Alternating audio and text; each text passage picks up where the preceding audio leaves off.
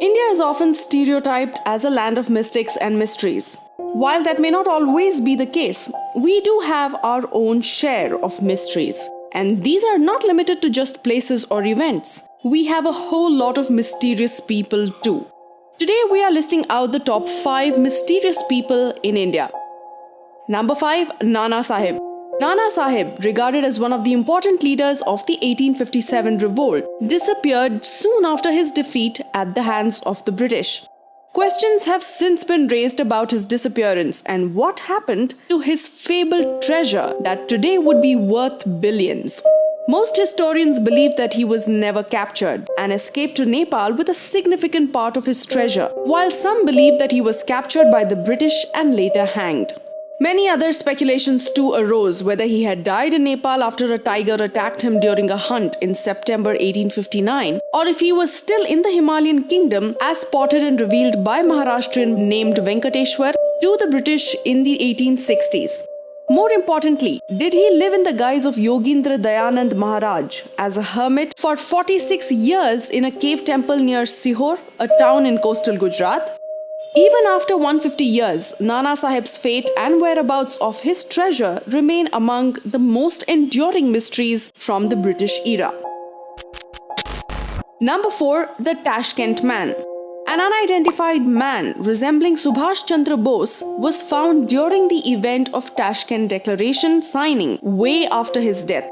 The Tashkent Declaration is a peace agreement that was signed on 10th January 1966 in Tashkent, USSR, between India and Pakistan in the aftermath of the Indo-Pakistan War of 1965. During the event of this peace agreement, an unidentified man, dubbed as Tashkent Man, was found with facial features utmost similar to Subhash Chandra Bose, who was said to have died in a fatal plane crash in Taiwan in 1945.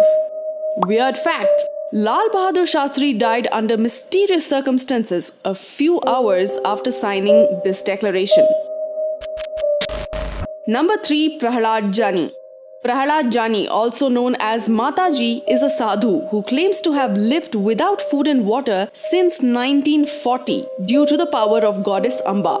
He believes that the goddess provides him a liquid sustenance or water which drops down through a hole in his palate, allowing him to live without food or drink.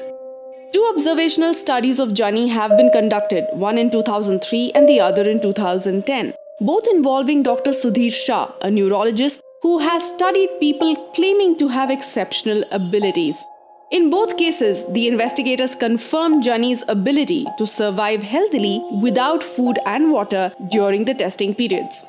At the end of the project, our conclusion was Mr. Prahlad Jani did not take anything orally, neither fluid, nor water, nor food during these 10 days of our project.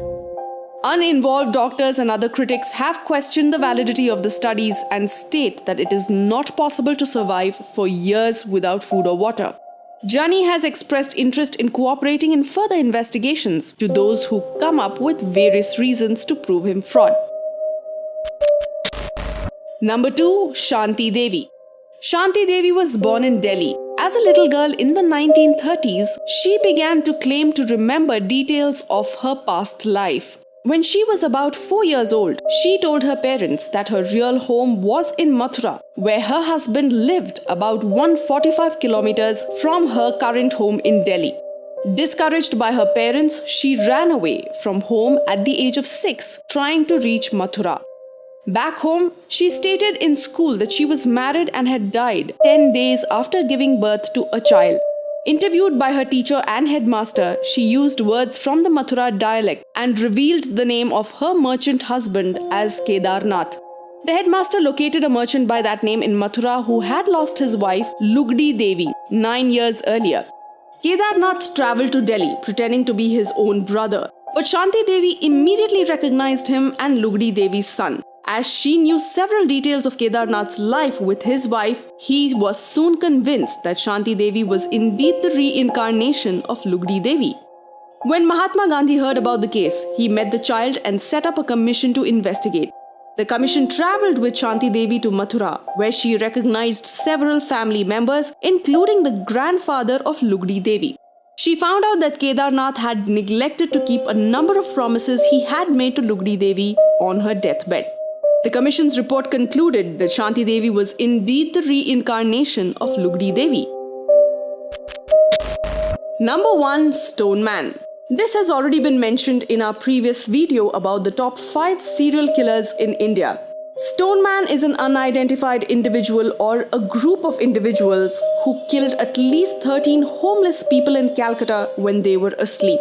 The murders occurred over a period of 6 months, the first in June 1989. The murderer killed victims by dropping a heavy stone or concrete slab. The police assumed that the assailant was probably a tall, well-built male. However, in the complete absence of any eyewitnesses or survivors, to date, no one has been charged with any of the crimes. All 13 cases remain unsolved. What do you think about this list? Send us your comments. If you like this video, hit like and share this video with family and friends. We come up with at least 3 new videos every week. So do stay tuned to Simply Curious for loads and loads of entertainment.